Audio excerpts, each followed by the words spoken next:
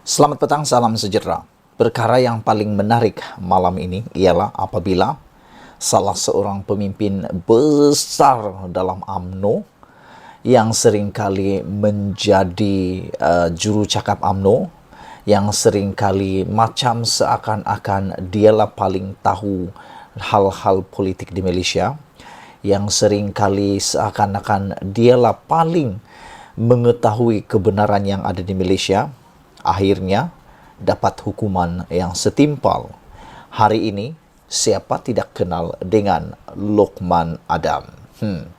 Lokman Adam yang terkini Mahkamah Rayuan kekalkan hukuman penjara sebulan Lokman Adam.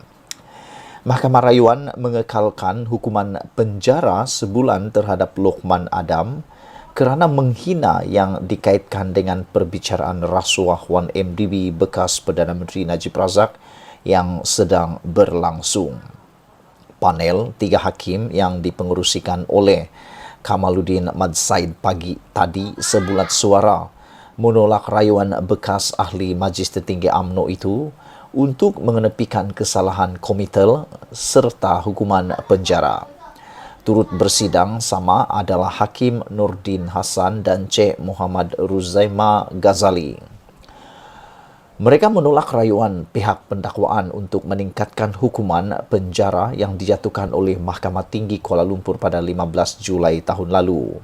Akhir bulan lalu, Timbalan Pendakwa Raya Dusuki Mokhtar berkata tempoh penjara sebulan terhadap Lokman tidak memadai bagi melindungi integriti sistem kehakiman dan memberi pengajaran kepada orang awam. Mahkamah hari ini membenarkan permohonan peguam Lokman iaitu Muhammad Safi Abdullah untuk menangguhkan pelaksanaan hukuman penjara sementara menunggu rayuan ke Mahkamah Persekutuan. Pihak pendakwaan tidak mengemukakan bantahan terhadap penangguhan itu. Hakim perbicaraan kes 1MDB Collins Lawrence Sekera sebelum ini mendapati Lokman Adam menghina dan menjatuhkan hukuman penjara sebulan ke atasnya berhubung ugutannya terhadap bekas pegawai khas Najib, Amhari Effendi Nazaruddin. Amhari adalah saksi pendakwaan ke-8 dalam perbicaraan rasuah 1MDB.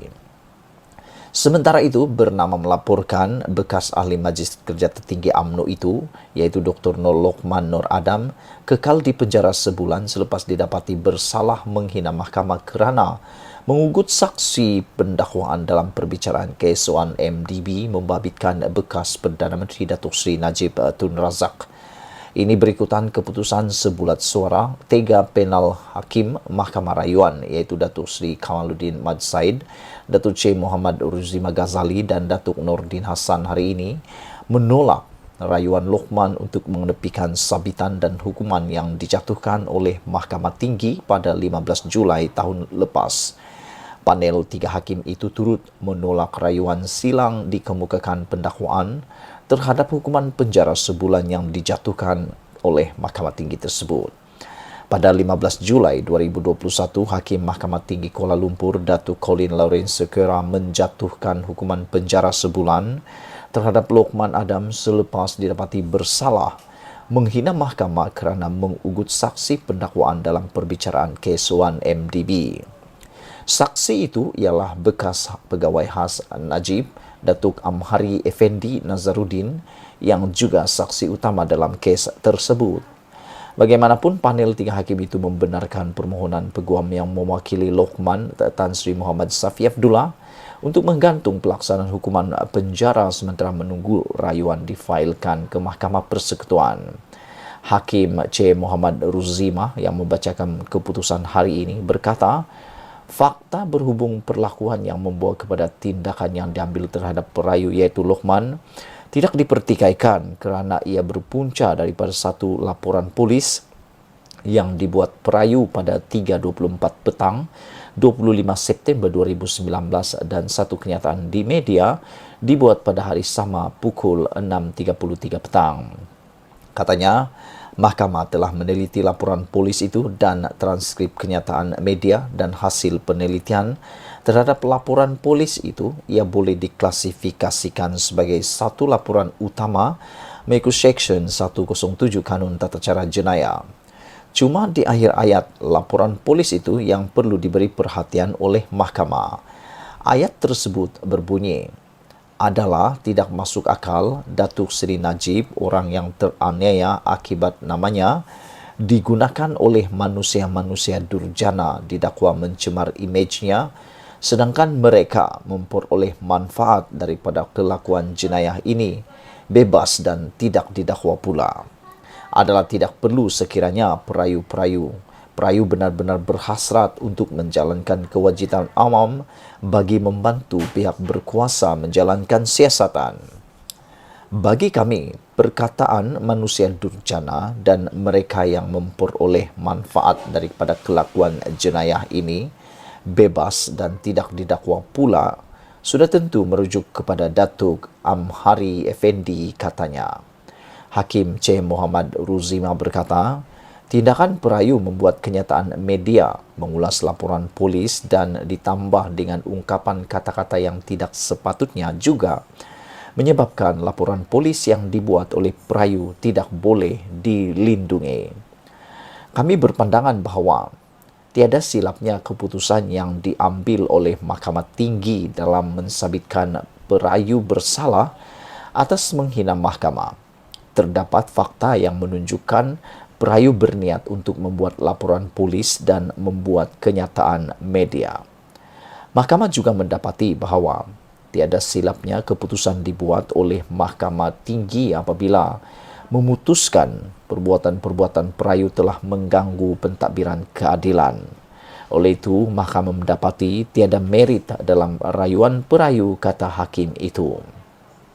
Berhubung rayuan silang pendakwaan, Hakim C. Muhammad Ruzima berkata, tiada alasan munasabah untuk mahkamah mengganggu hukuman penjara yang dijatuhkan oleh Hakim Mahkamah Tinggi. Hakim itu telah membuat pertimbangan berhubung kesalahan yang dilakukan, seriusnya kesalahan itu dan kepentingan awam semasa membuat keputusan. Oleh itu, hukuman penjara yang dijatuhkan terhadap perayu adalah wajar dan munasabah. Rayuan pendakwaan ditolak, kata hakim berkenaan. Pada prosiding hari ini, pendakwaan dikenalikan Timbalan Pendakwa Raya Datuk Muhammad Dusuki Mokhtar.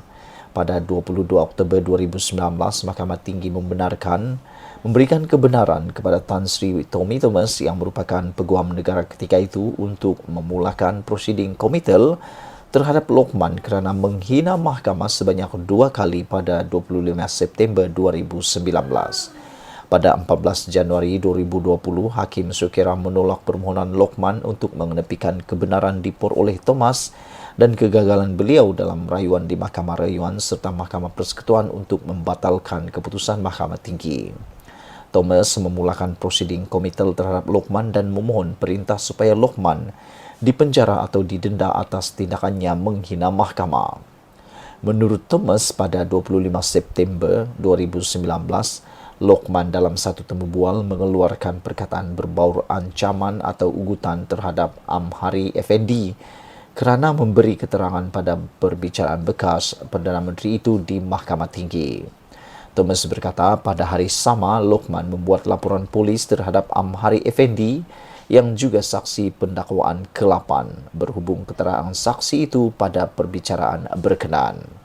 Katanya, matlamat dan tujuan tindakan Lokman ialah untuk mengganggu dan menakut-nakutkan Amhari Effendi, saksi lain dan mana-mana saksi berpotensi untuk tampil memberi keterangan terhadap Najib dalam perbicaraan kes 1MDB. Itulah dia keputusan sebenar Mahkamah Rayuan hari ini dan apa sebabnya Lokman dipenjarakan sebulan. Sekian dulu untuk kali ini. Jangan lupa tinggalkan komen anda, tekan butang subscribe. Malaysia kita punya, kita jaga sama-sama cintai Malaysiaku. Bye-bye.